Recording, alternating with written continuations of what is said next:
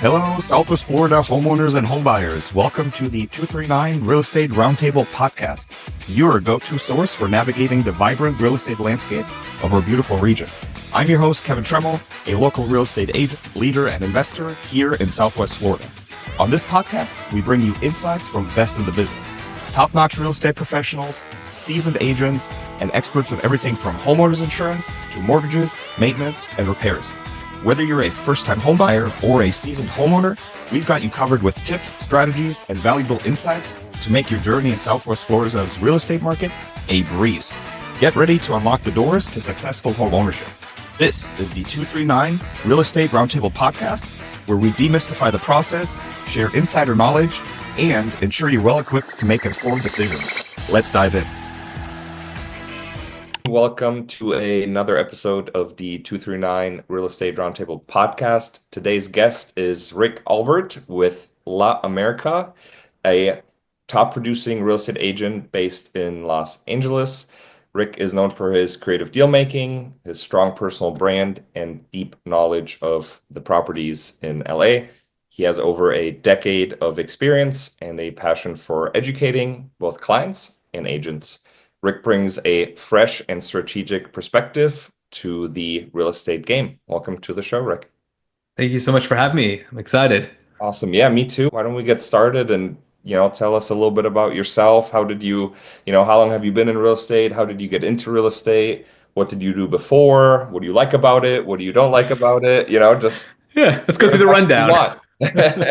Yeah. So it all started, it was the December before I graduated college. I didn't know what I wanted to do with my life. So a buddy of mine from college said, hey, come down, visit, meet with my dad. My dad has been in business for a long time, all that. So I met with him. He has been all about real estate. He co-founded one of the largest mortgage companies in the country, sold it, did all that. So I said, okay, I'm all in. Like, real estate just made sense to me because I can be analytical and I can also be creative, and real estate kind of exercises both sides of the mind. So my first job out of college was actually working for him on the development side. So we first bought foreclosures at the courthouse steps. This is like 2010. Yeah. So, here I am, 22 years old, and they're like, yeah, here's hundreds of thousands of dollars in cashier's checks. Don't run with it. Don't run away. But we need you to bid on properties. So I started doing that. Then we started doing kind of the project management. We'd flip those homes, got into development. And that's when we realized, similar to your story, we're like, there's a lot of great agents out there and there's a lot of not so great agents out there. And I think we can do a lot better because we can provide so much more value having this investment background. Yeah. So that's when I started doing more of the agent thing. And then I've been doing that since like 2012, 2013. And then just kind of been going from there. And then I also been buying rentals myself. Yeah, of course. What sounds interesting, you kind of did it the opposite than I feel like a lot of agents. Like, you started with kind of more the complicated investment side, buying foreclosure properties on, the county clerk's doorstep. Then you transitioned into more like the general real estate agent approach versus I feel like a lot of the times, it's kind of vice versa, right? It's funny. I read in a lot of forums, people are like, hey, what's like a job I can do to get into real estate investing? And everyone's like, become a real estate agent. I'm like, no, that's a horrible first step. Yeah. But I was like, if you really want to get into real estate investing, become like a project manager. Then you learn about the trades, you learn about the costs, you build those connections. Yeah. Being a real estate agent is very different. Yeah. In a lot of ways. Yeah, because you're, it's just a lot more about like lead gen. And then if you're like general real estate agent, you're just mostly working with, buyers and sellers that do. I mean, obviously there's a niche for a real estate agent that solely works with investors, but your basic real estate agent, you're dealing with sellers and buyers as primary properties. And there's correct. You're just going to look at a deal. They're not even going to call it a deal, but you're just going to look at a property completely different than you would as an investor when it comes to money and things like that. And 100%. And I mean, I do real estate investing too, and there's many different ways to make money in real estate and skin the cat. I wanted it to be as passive as possible. So I buy mostly new construction homes in like long-term appreciating areas, and numbers make sense with rentals and that kind of stuff. But I feel like the biggest hurdle to like house hacking or flipping is like what you were saying, working with the trades and like knowing someone you can trust, like finding a GC you can trust that like isn't gonna hose you. And Yeah. like, so I like your point that you said, kind of become a project manager and or a property manager first and make those connections, and that's your way in. And I mean, I would definitely agree with that. So, I mean, nowadays, as far as like the real estate agent business, what's kind of like your niche? Do you work with a lot of investors? Do you work only with investors, or do you do, buyers and sellers? What's like your niche right now there? Yeah, so I do work with everyone. A lot of my business comes from sphere of influence, but on the buying side, at least, a lot of them are, I call them beginner house hackers. So house hacking is when you buy a property, you rent by the room, you rent out another unit. And so a lot of clients actually reach out to me because they know that's kind of my shtick, right? Yeah. They're like, all right, Rick, you've done it twice now in LA. You've been able to leverage it to buy other rentals out of state, all that. I want to do what you're doing. Yeah. Right. And because I'm not one of those people that has thousands of doors, I'm only a few steps ahead of them, which I think a lot of people like. So it's like, okay, Rick's not totally out of reach. Yeah, no, I gotcha. Yeah, because one thing, uh, you see this a lot on YouTube, and it's basically like how to become a real estate investor, and basically like you watch this 10-minute video, and it's basically like, okay, buy 50 properties. Like, Sure, yeah, right. why not? Well, I mean, Grant Cardone is like, it's just like how to get rich, buy 100 real estate properties, right? Like, it's just like, okay, and I feel like what a lot of people don't realize, like, the limiting factor is always going to be, I mean, for me, like finding the deals that's not the hard part necessarily. It's like, the financial aspect of it, right? Like Sure. 20%, 20%, 20%, 20%, right? I mean, there's ways around that. And I think, house hacking, obviously provides like a great way around that. But, you'll just get to a certain point where like, I mean, the bank's not gonna, they're not stupid. Like at a certain point, they're gonna be like, yo, 20%, Yeah. but, why, house hacking, why don't we talk about that a little bit? What do you like about it? Why do you think it's such a powerful tool? And maybe even, start in the beginning and even briefly explain like what it is for the people that don't know. Yeah. So it's a hybrid between owner occupied and rental. So you get to buy the property, live there, so you can put less money down, right? You don't have to put the 20% down. You could do FHA at 3.5. You could do 5%, whatever. And you're not paying points like you do with an investor loan. It's, lower interest rate than an investor loan. So it's one way to kind of break into it rather than, to your point, you're constantly chasing the market. So for example, my first house hack was a condo here in LA. This was 2015. Bought it. I put 10% down, fixed it up, got a roommate. And then I refinanced, right? Because again, I'm still refinancing as owner occupied. Right. The second house hack, we did what's called the FHA 203K loan. That's 3.5% down of the purchase price plus construction costs. Remodeled the house, did an addition, converted the garage into an accessory dwelling unit, an ADU. And I used a HELOC from my first house hack to help for the down payment on this one. Right. Now, like most projects, we went over budget over time. She was my fiance at the time, now wife. We had just finished getting, we got married. And I'm like, so we're super broke. We are going to move into the ADU. And she's like, wait, what? I'm like, we're not moving into the house. We're going to move into the studio ADU, rent out the main house, because then we can still refinance as owner occupied. Yeah. We were refinanced, I think, twice over the course of those 2 years. Now we live in the main house and rent out the ADU. And then now we've done a HELOC on this house, got a business partner. Now we're buying other properties. So it's a way to get started. And it's also a good hybrid into understanding property management. Yeah. Because you're living there. Yeah. And yeah, it's an interesting, I've never house hacked before. You're missing out. Yeah, I mean, I've done, I've obviously converted my primary residence that I bought as a primary residence into an investment, but I've never, house hacked in a way where like I buy this as primary and then like instantly I get like a tenant in there, right? And I feel Mhm. like the ADU thing, I think that's definitely something very California like, right? Like that It's garages are nice for storage, but like we do have better weather, right? We don't yeah, have to worry about snow, things like that. So yeah, it's a big thing. Plus the cost of converting them now are much more expensive than when I did it. yeah. So it's like, okay, if it costs you 150 grand, but you can get anywhere from let's say 1700 to, I mean, depending on the neighborhood, 3 grand a month. hmm So like the Yeah. numbers pencil out. Yeah. Yeah, because space is just so limited over in Cali. So It's, it's like, there's no land to build. yeah. So even like a garage will, it sounds like, give you some pretty That's what we did. Yeah. return. Yeah.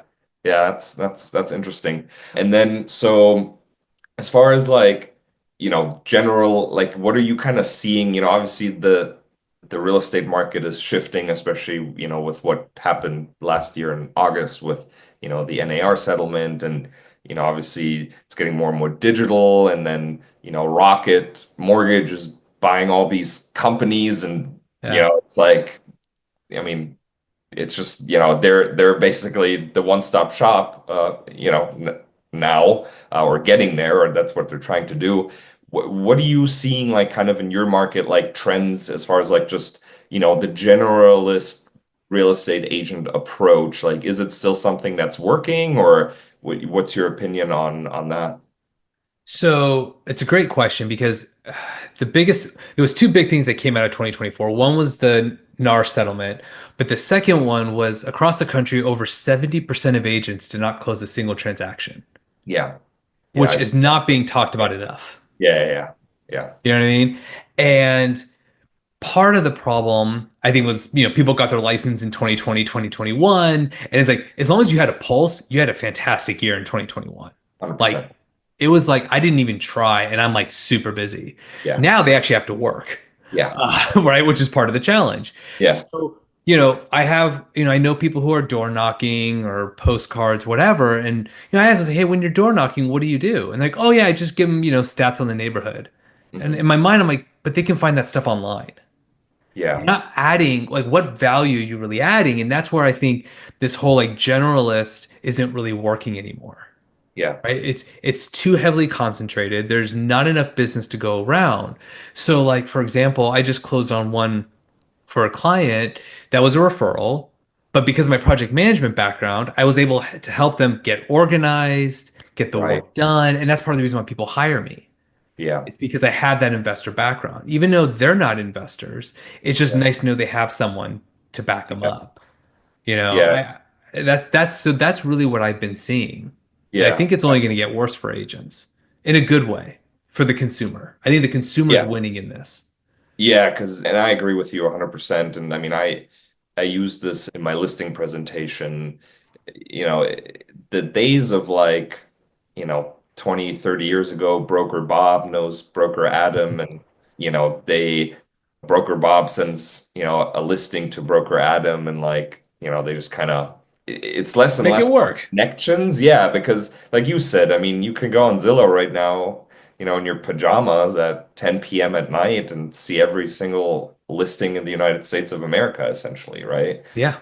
As long as it's on the MLS. But so yeah, definitely things are shifting in that way, and it's interesting to see. I mean, it's just become kind of what you're saying, so concentrated, and it's just become such like a numbers game. I mean, sales has always been a numbers game, but I feel like Yeah. maybe like 20 years ago, you needed to make, I don't know, 50 cold calls or 50 door knocks, right? And maybe today Yeah. you need like 200, right?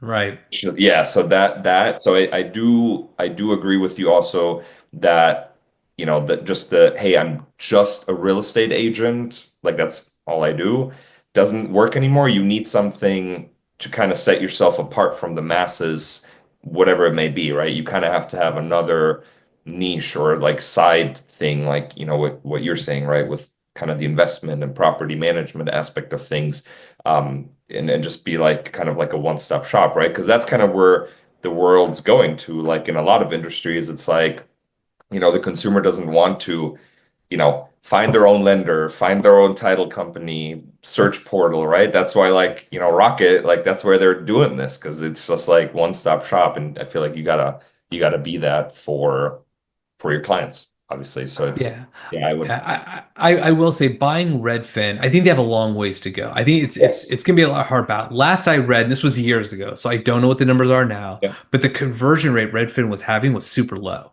Yeah. I have clients that send me Redfin listings all the time. They didn't know it was a brokerage. They Yeah. just thought it was a competitor to Zillow. Right. So it's like you have that issue. Then you have the confusion. Like I don't know how this probably happened to you, but it's like I've had listings where like I'm showing up to the property just to check in on it. All my vacant listings, I always check in on it. And all of a sudden there's people waiting outside. I'm like, Mm. "Can I help you?" "Oh yeah, I Yeah. booked a showing through Redfin." And I'm like, "No, you didn't." Like, or maybe you Yeah. did, but no one Yeah. reached out to me. They thought it was automatically because it was the same issue you have with Zillow leads. They Yeah. assumed they were the listing agent or that they had immediate Yeah. access. So I think that Rocket has a long ways to go on doing those conversions. Yeah. Yeah, for sure. So it'll But be interesting to see. yeah, but you know, money, I mean, you got $50 million a year to throw in a marketing campaign. I mean, Right. sooner or later, you know, I don't know if it's 50 million, I'm just throwing out a large number, but I mean, sooner or later, that's got to pay off, right? I Sure. mean, Hopefully, yeah. And I hopefully. think it will. Yeah. Right. I think the major because I think that what we're seeing at least is a lot of like the big top producing agents, they're just gaining more market share. Yeah. Yeah. It's So if Rocket and Redfin can structure it to gain some of the market share from those agents that used to do 1 to 3 deals a yeah. year, Yeah. then yeah, there's potential there. I just think they have a long ways to go. Sure. Yeah. No, I agree. And yeah, it's becoming more and more concentrated. But I mean, that's like, you know, I mean, I'm sure you've heard this saying where like, you know, 10% of all agents do about 90% of the business, Yeah. right? I mean, that's just ever since I've been in real estate. I mean, Yeah.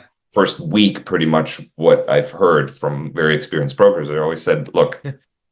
your top agents are going to do 90%, and then, you know, the other 90% are going to do the rest of the 10% of the business. It's just what side do you want to be on, I guess, right? But Right. and I'd love to hear just, you know, I feel like as far as like obviously geographically, Florida and California, we could almost not be farther apart.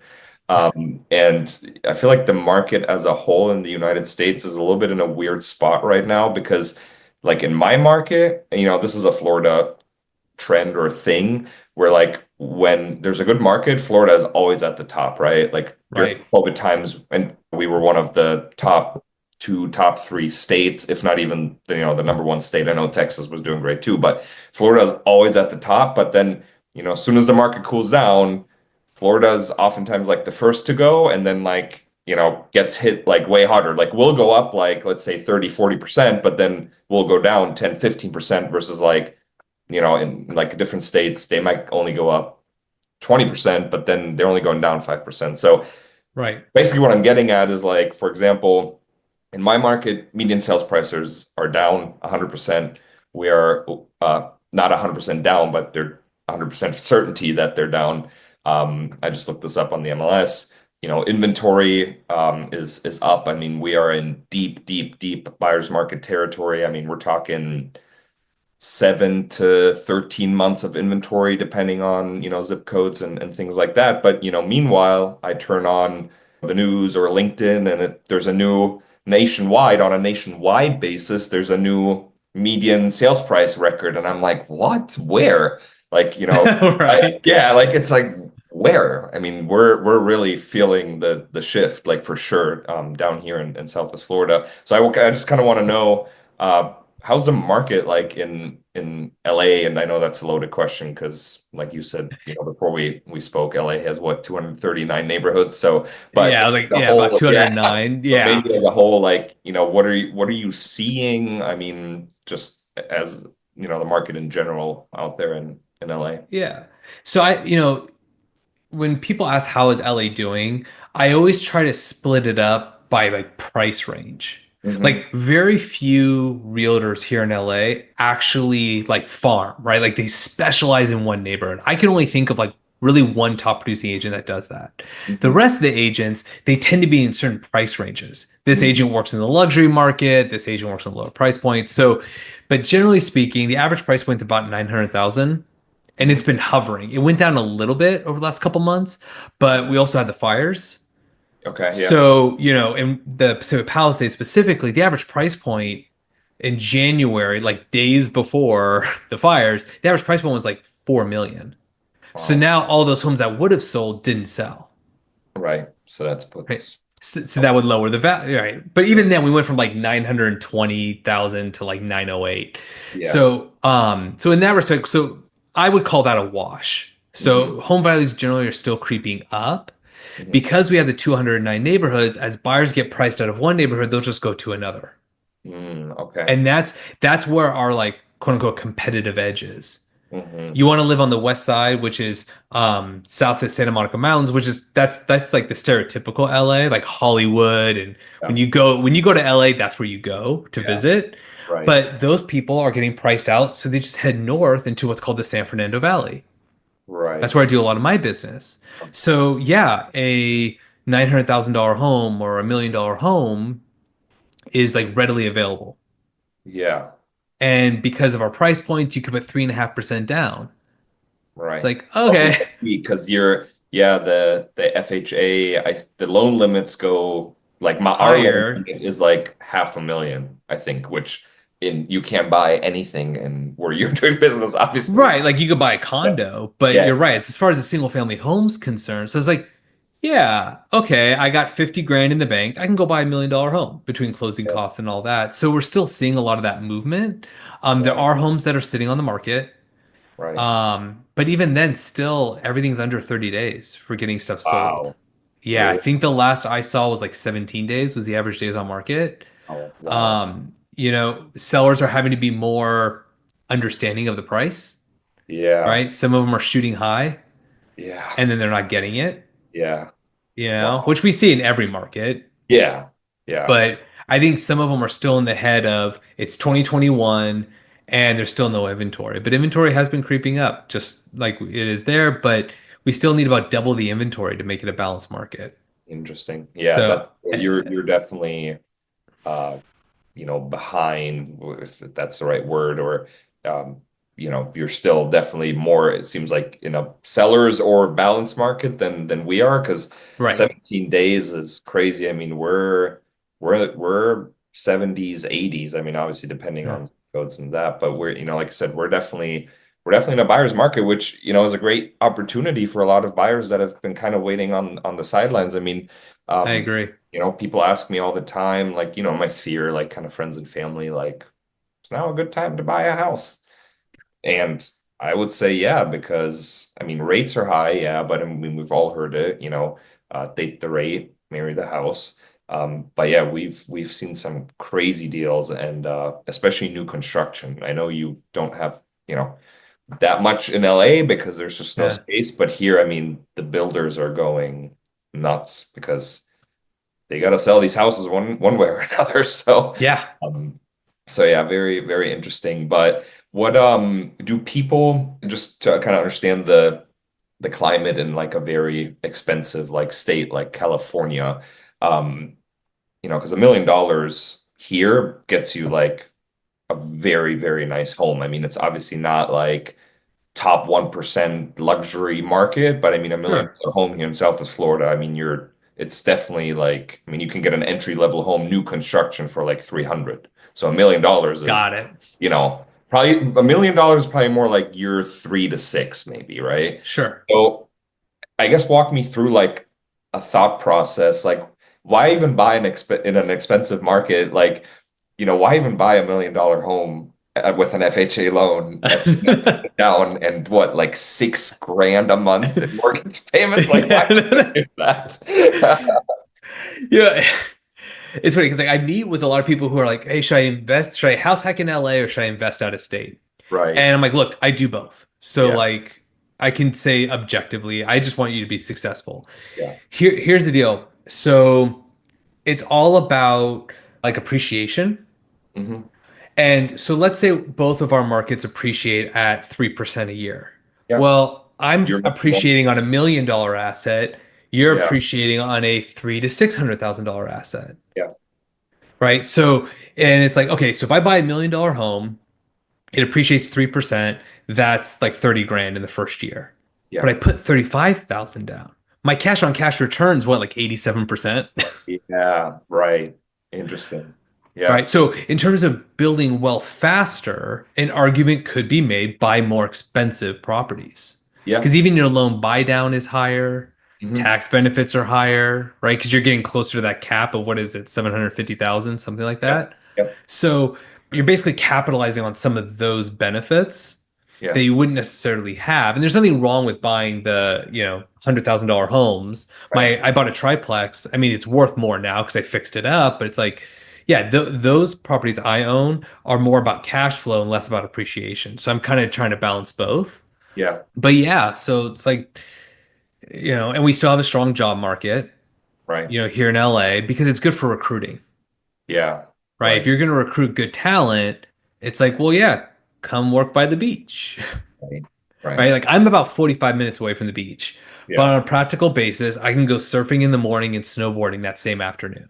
And it's like, right. where in the world can you do that? Yeah, more than 99.99% of the population, like you can, 45 minutes to the beach is in the grand scheme of things not that long, Yeah. And right? that's with traffic. Yeah, Right? It's yeah, like, yeah, um, but yeah, so that's generally why buying, whether it's an expensive market or even expensive property. I'm not telling people, hey, start overpaying for properties. yeah. But it's like, Yeah, I mean, and that's one thing. I'm glad you brought that up because it's all relative, right? right. Like there's a difference between buying an expensive property, like an expensive property, whatever that means for you, can still be a Sure. good deal, right? Right. Like it so I think yeah, you're differentiating between overpriced or overvalued or whatever you want to, call it doesn't necessarily mean like $1 million home can still be an amazing deal. Like it can still be Yeah. the deal of a century, obviously. But yeah, I mean, makes ton of sense. Your absolute appreciation, even though the percentages might be the same, but your appreciation is more in absolute dollar terms. Right. And if you're house hacking or you convert it to a rental, the same applies on the rent side. Yeah, So 3% appreciation on $1,000 a month versus 3% appreciation on a $4,000 a month. yeah. Like it's just your cash flow increases that way.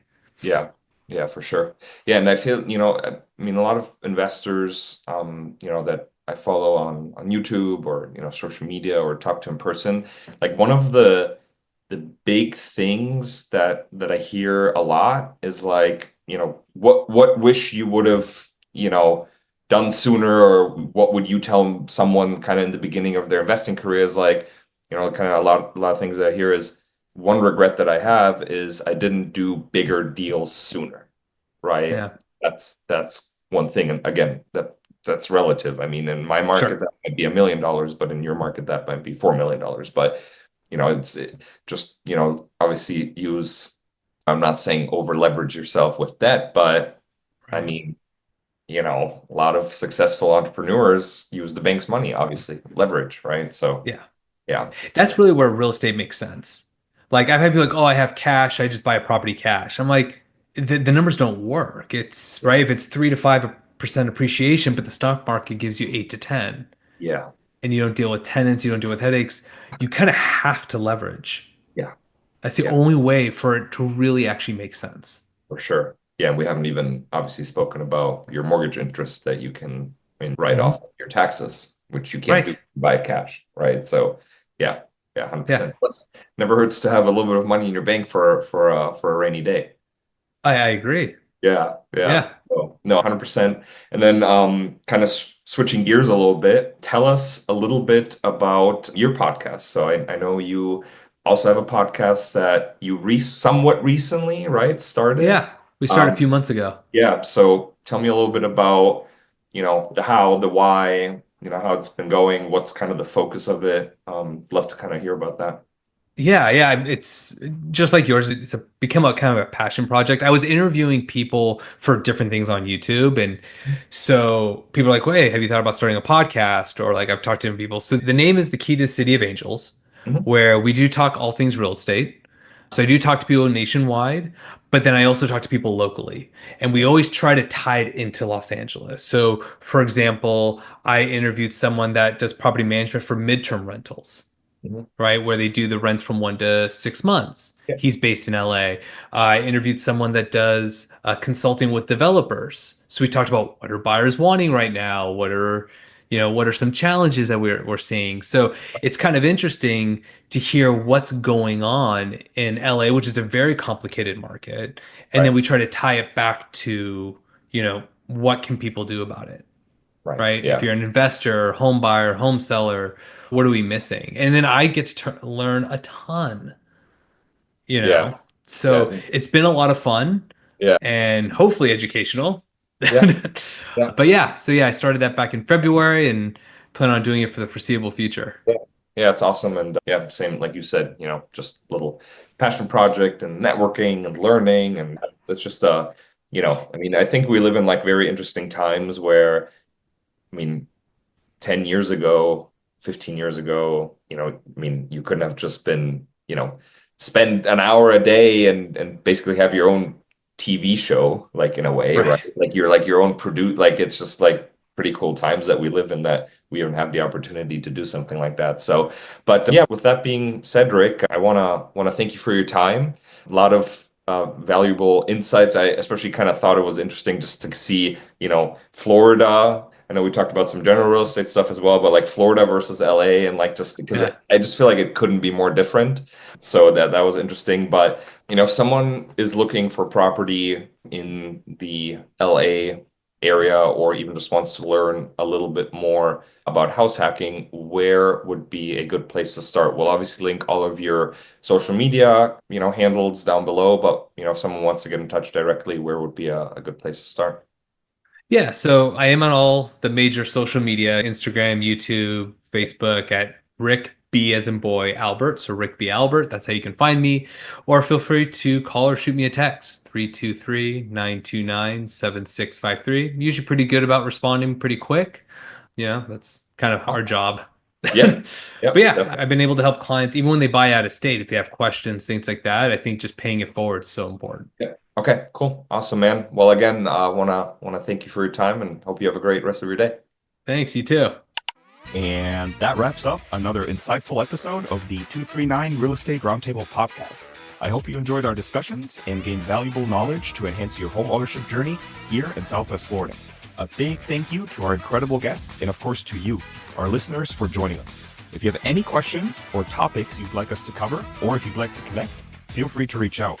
You can find us on Instagram at Kevin Tremmel _real estate, on Facebook at Kevin Tremmel Real Estate, or visit our website, kevintremmel.com. Don't forget to subscribe so you never miss an episode. Your feedback is crucial and we're always eager to hear from you. Until next time, this is Kevin Tremmel, your host, signing off. See you on the next episode.